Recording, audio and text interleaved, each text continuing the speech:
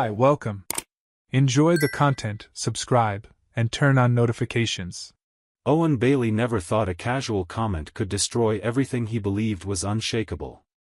At 35, an English literature professor at the University of Washington in Seattle, Owen always saw himself as a rational, analytical man, someone who could spot nuances others missed.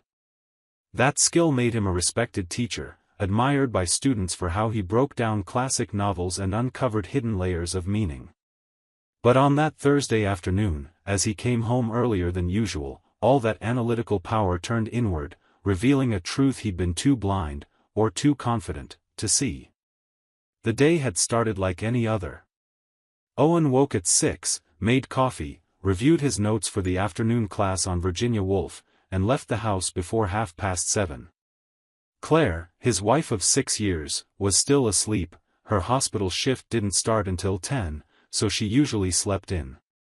They had a routine, almost choreographed by repetition. He left early, she woke up later, they met for dinner, talked about their days, watched something on TV, and went to sleep. Nothing extraordinary, but Owen always believed stability was a kind of happiness. Claire was a nurse at Harborview Medical Center, dedicated, capable, always talking about long shifts and difficult patients. Owen admired her calling, the way she handled other people's suffering without losing her compassion. But over the past 3 months, Claire had added something new to their routine. She began mentioning her Aunt Margaret more and more, her mother's older sister, who lived alone in an old house in Ballard. According to Claire, Margaret had mobility issues after a fall and needed help with chores, grocery shopping, and doctor's appointments. Claire said she visited her 2 or 3 times a week, usually on afternoons when she didn't have a shift. Owen never questioned it. After all, taking care of family was noble, and he had warm memories of Margaret, a kind woman who always welcomed them with homemade cookies and warm tea during the rare times they visited together. But that Thursday, everything changed. Owen was on campus, preparing for his 2 o'clock lecture, when he got a message from the administration. The history professor who shared the auditorium with him had called in sick, and the joint class was cancelled. Owen had the rest of the day off. He thought about staying on campus to catch up on grading, but decided to go home instead. Maybe he could make a special dinner for Claire, surprise her. He grabbed his car and drove back to the condo where they lived, a modern 12-story building in Capitol Hill with a partial view of Puget Sound. It was almost 3 when Owen parked in the underground garage and took the elevator up. In the lobby, he ran into Dennis, the doorman who'd worked there since they moved in 4 years ago. Dennis was a man in his 50s, always friendly, the kind who remembered everyone's name and greeted them with a genuine smile. When he saw Owen, he waved enthusiastically. "Hey, Professor. Home early today?" "Class got cancelled," Owen replied, smiling. "Thought I'd enjoy the afternoon at home." Dennis nodded, then, in that casual tone people use when making an offhand observation, dropped the phrase that would shatter Owen's world: "Your wife left with that bearded guy again today. He must be family, right? Always comes for her on the same days." Owen froze in the middle of the lobby. His smile locked in place. He felt his blood turn to ice. "What guy?" Dennis, sensing something off in Owen's tone, hesitated. "Oh, you know, the tall guy, dark beard, always in a black SUV. I figured he was a cousin or brother. They show up together 2 or 3 times a week." Owen forced a smile that didn't reach his eyes. "Oh, yeah. Of course." He thanked Dennis and headed for the elevator, but his mind was racing, his heart pounding unevenly. What bearded guy? Claire had never mentioned anyone helping with her aunt. She always said she went alone. Always. And now Dennis was saying she left with someone regularly. On the same days? Owen stepped into the apartment and locked the door behind him. The silence, usually comforting, now felt suffocating. He dropped his bag on the sofa and stood in the middle of the room, trying to make sense of it all. Maybe Dennis was mixing Claire up with another resident. Maybe the bearded guy was really some distant cousin Claire hadn't thought to mention. But why wouldn't she mention him? And why did Dennis say, again? That implied frequency, a pattern. Owen pulled out his phone and opened the GPS tracking app for their car. He and Claire shared a Honda Accord, and years ago, for safety, they'd installed a basic tracking system, more for theft protection than anything else. Owen had never used it invasively, he'd never felt the need. But now, his hands trembling slightly, he pulled up the route history for the last 3 months. What he saw on the screen made him sink heavily onto the sofa. Claire's car had never gone to Ballard, where her aunt lived. Instead, there were dozens of records, 2 or 3 times a week, always to the same address in Bellevue, across Lake Washington. A quiet, upper-middle-class neighborhood Owen had no connection to. He zoomed in on the map, saw the exact location, a quiet street lined with well-kept lawns. Why was Claire going there repeatedly? And always at the same times, between 2 and 6 p.m., on the days she claimed she was caring for her aunt? Owen felt a wave of nausea. He picked up the landline and, with shaking fingers, dialed Margaret's number. Each ring felt like an eternity. Finally, an old, cheerful voice answered. "Hello? Aunt Margaret? It's Owen. Are you doing okay?" "Owen. What a surprise." "I'm fine, dear. How long has it been? How are things?" Owen closed his eyes. "Have you needed help around the house lately?" A pause. "Help? No, dear. I'm doing all right." "Why? Has Claire been coming by to help you?" Another pause, longer this time. "Claire? No, dear. I haven't seen Claire in months. Since last Christmas, I think. Is she okay? Did something happen?" Owen felt the ground vanish beneath his feet. He mumbled an excuse, said Claire must have mentioned visiting and he'd misunderstood, wished her well, and hung up. He sat on the sofa, holding the phone, staring into nothing. Claire had lied. Not once, but repeatedly, for months. She wasn't caring for any aunt. She was going to Bellevue. With a bearded man. Always on the same days. Anger came first, a hot, suffocating wave rising from his chest to his throat. Then came humiliation, the feeling of having been made a fool, of having trusted blindly while being systematically betrayed, planned and deliberate. And beneath it all, a deep, crushing sadness that threatened to swallow him whole. 6 years of marriage. 6 years of partnership, plans, "I love you" whispered before sleep. All a lie. Or at least part of it. Owen wasn't the type to hesitate. He grabbed his laptop, searched Private Investigator Seattle, and found a company with good reviews. He called immediately. A professional-sounding woman answered and transferred him to an investigator named Marcus Hale. Owen explained the situation plainly, without flinching. He suspected his wife was having an affair, had the address where she went regularly, and needed proof. Marcus listened in silence, then said calmly, "I'll need 4 business days to gather solid evidence. Photos, video, identification of the person involved. I can start today, but the full report won't be ready until next Tuesday." 4 days. Owen took a deep breath. It felt like an eternity, but he knew acting rashly would be a mistake. "Fine. Go ahead." Marcus asked for details about Claire, physical description, car model, likely times, and promised to keep Owen updated. They agreed on payment, and the call ended. Owen hung up and stared at his phone, feeling hollow. Now it was just waiting. 4 days. 4 days to confirm what, deep down, he already knew was true. That night, Claire came home at 7, as usual. She carried that tired but satisfied smile of someone who'd spent the afternoon doing something meaningful. She kissed Owen on the cheek, dropped her bag on the sofa, and headed straight for the bedroom to change. "How was it with your Aunt Margaret?" Owen asked, keeping his voice steady. "Oh, she was fine today. We did some cleaning, talked a bit. She loved the cookies I brought." Claire spoke naturally, without hesitation. Owen watched every micro-expression, every movement. She lied with disturbing ease. "That's good," he said, turning away to fiddle with something in the kitchen so she wouldn't see the tension on his face. The next 4 days were the longest of Owen's life. He went to work, taught classes, graded papers, chatted with colleagues, all on autopilot.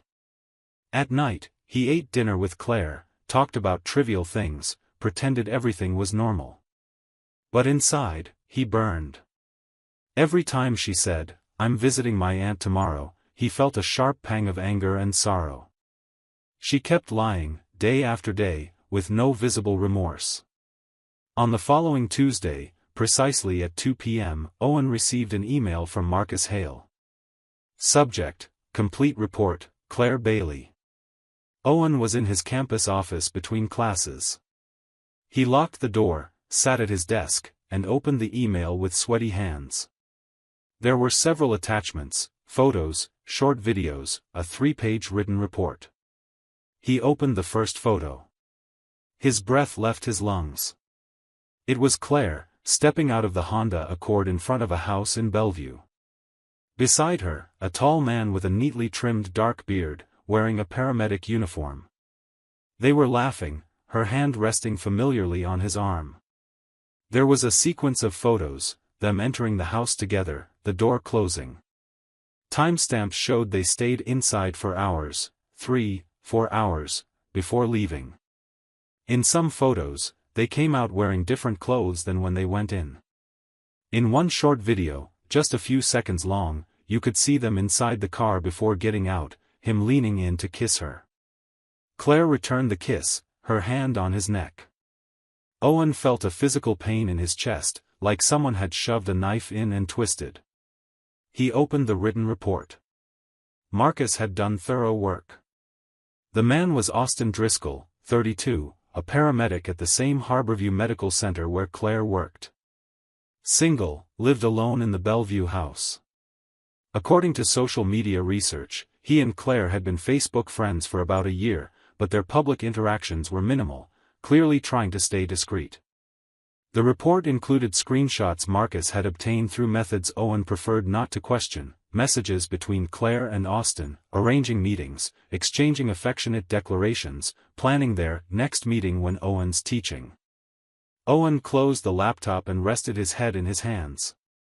He wanted to scream, to punch the wall, to cry. But he did none of those things. Instead, he took a deep breath, locked his emotions away somewhere deep inside, and began planning. He wouldn't confront Claire yet. Not now, not until he was completely ready. He opened his browser and searched for divorce lawyers in Seattle. He found a firm with a strong reputation, scheduled a consultation for the next day. Then he copied all the files Marcus sent onto a flash drive and to the cloud. Evidence. He needed it securely stored. The next morning, Owen skipped his first class and went to the lawyer's office, a middle-aged man named Richard Kellerman, serious and direct. Owen showed him everything, the photos, the videos, the report. Richard reviewed the material in silence, took notes, then explained, Washington was a no-fault divorce state, so infidelity wouldn't legally affect asset division. But the evidence could be useful elsewhere, especially if there was a dispute over alimony or if Owen wanted to ensure the process moved quickly and without resistance. Richard advised Owen to gather financial documents, organize details about the condo, which was in both their names, and be ready to act swiftly once he confronted Claire. Owen left the office with a clear plan. It was time. That afternoon, Owen came home early again, this time on purpose. Claire's shift ended at 6, so he'd have the apartment to himself for a few hours. He grabbed the flash drive, plugged it into the living room laptop, and left the photos open on the screen. Then he sat on the sofa and waited. At 6:30, he heard the key turn in the lock. Claire walked in, tired, with that automatic smile she always brought home from work. "Hi, honey. You got home early." She stopped mid-sentence when she saw Owen's expression. He was sitting on the sofa, arms crossed, the laptop open on the coffee table. She looked at the screen and went pale instantly. The photos were there, one after another, undeniable proof. "Sit down," Owen said, his voice cold and calm, so calm it scared even him. Claire stood frozen for a moment, as if considering running. But slowly, she walked over to the armchair and sat, her hands shaking, eyes locked on the images on the screen. "Owen, Shut up," he interrupted, voice low but sharp. "Just shut up and listen." Claire closed her mouth, tears filling her eyes. Owen leaned forward, elbows on his knees, eyes fixed on her. "For 3 months, you left this house and went to Bellevue to sleep with Austin. For 3 months, you came home, looked me in the eye, and lied. You said you were taking care of your Aunt Margaret. I called her. She hasn't seen you since Christmas." Tears began streaming down Claire's face. "Owen, please, let me explain." "Explain?" Owen let out a humorless laugh. "Explain what? That you're screwing a paramedic in his house while I'm teaching? That you made up a fake illness for your aunt just to have an alibi? That you lied to my face every single day? I didn't plan this," Claire sobbed. "It just happened. We worked together, we started talking, I felt lonely." "Lonely?" Owen stood up, the anger finally breaking loose. "You felt lonely? Then why didn't you talk to me? Why didn't you say, 'Owen, I'm unhappy, we need to change something'? But no, you chose to lie. You chose to betray me. You chose to make a fool out of me." Claire stood too, reaching out her hands to him. "I love you, Owen. I love you, it was just a mistake." 3 months isn't a mistake, Claire." Owen pushed her hands away. 3 months is a choice. You chose this. You chose him. You chose to lie. Please, we can try again, I'll end it with him, I swear." Owen shook his head, eyes red but dry. "No. It's over. I've already spoken to a lawyer. You'll get the divorce papers next week." Claire dropped to her knees, sobbing uncontrollably. "Owen, don't do this, please, I'll change, I want you out of here by tomorrow," Owen said, picking up his bag. "I'll stay at a hotel tonight. When I come back tomorrow, you're already gone. Take your things. The condo stays with me, the down payment was all mine, you remember." "Owen." He was at the door. He paused, turned back one last time. "Oh, and just so you know, your Aunt Margaret lives at Harborview now? Because the doorman said you leave here straight to meet Austin." Claire's eyes widened, but Owen was already out, slamming the door behind him. In the days that followed, Owen acted with surgical precision. He didn't react on impulse or blind rage, but with cold, clear intelligence.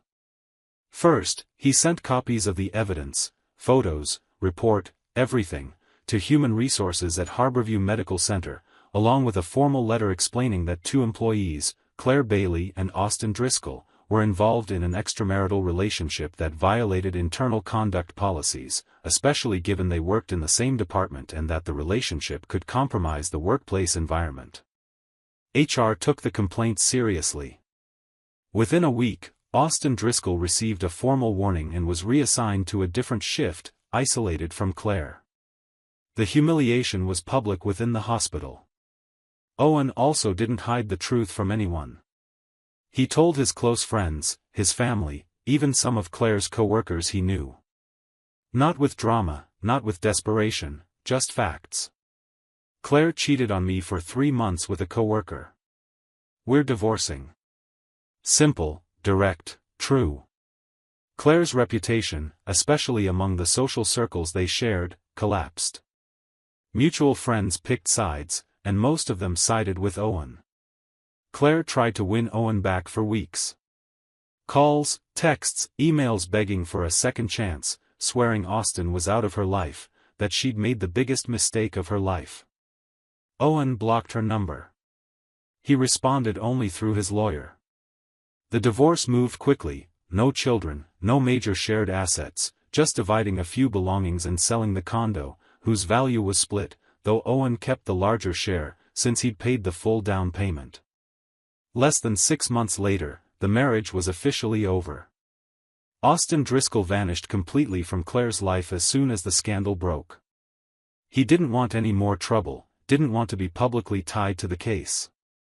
Claire tried contacting him, but he blocked her. The great love that supposedly justified the affair evaporated at the first sign of real consequences. A year later, Owen was living in Tacoma, an hour south of Seattle. He'd accepted a tenured teaching position at a smaller university, one with a more welcoming environment and fewer painful memories. He rebuilt his social circle, started therapy to process the betrayal, took up running again, a habit he'd abandoned during his marriage. And, surprisingly, he began dating Emma, a librarian he met at a literary event. Nothing serious yet, but there was lightness there, a possibility of a fresh start Owen hadn't imagined possible just months before. Claire, on the other hand, stayed in Seattle, but her life was unrecognizable. She kept her job at Harborview, but the atmosphere was hostile, co-workers avoided her, gossip circulated. She lost most of her friends, especially the close ones who considered the betrayal unforgivable.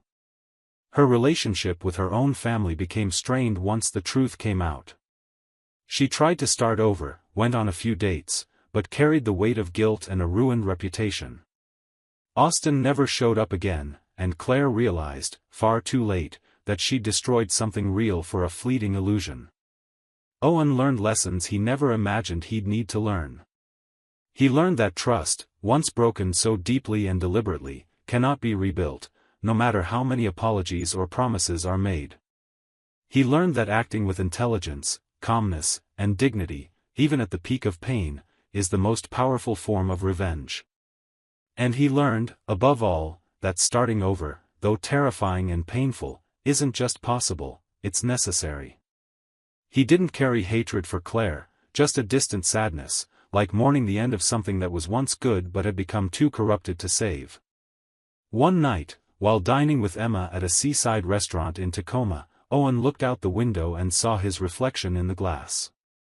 He was smiling. A real smile, light, free of the weight he'd carried for so long. And in that moment, he knew he'd crossed to the other side. The betrayal no longer defined him. He was just Owen Bailey, professor, voracious reader, a man who had loved, lost, suffered, and finally found himself again. Life went on. And Owen, against all expectations, was doing just fine. Thank you for watching the video. If you enjoyed it, don't forget to subscribe to the channel and turn on notifications so you won't miss any updates. See you next time.